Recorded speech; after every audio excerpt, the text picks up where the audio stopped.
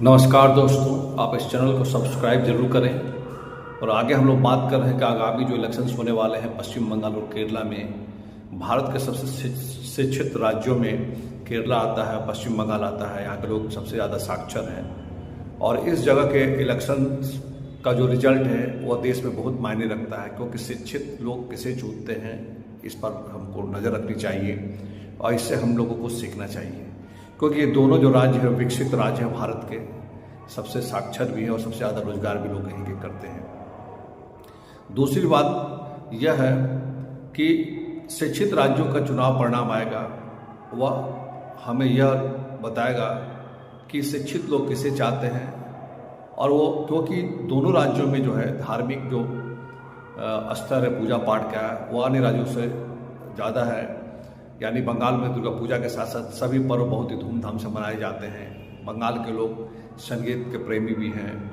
उसी तरह केरला में भी कुचिपुड़ी डांस है, वहाँ के भी बहुत तरह के फेस्टिवल मनाए जाते हैं केरला में भी। तो यह नहीं कि यहाँ के लोग नास्तिक हैं इस कारण यहाँ के लोग शिक्षित हैं। यहाँ के लोग धार्मिक रीति रिवाजों में पूरी तरह बढ़ चढ़ कर हिस्सा लेते हैं और त्योहारों का भी भरपूर आनंद लेते हैं, बड़े ही शौक से त्यौहार मनाते हैं।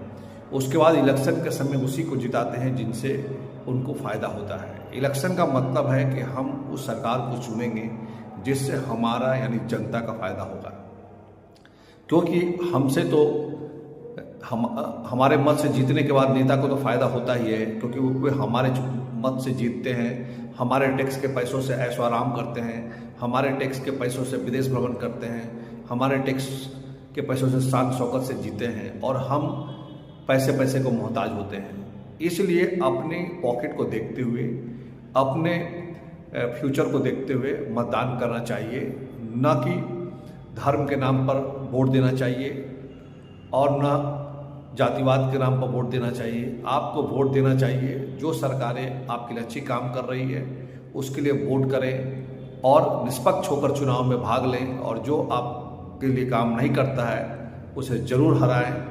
और जो धर्म के नाम पर लड़ाता हो, जो उन्माद फैलाता हो, नफरत फैलाता हो, वैसे नेताओं को जिताने का प्रयास नहीं कीजिए, नहीं तो आपका ही जीवन संकट में हो जाएगा।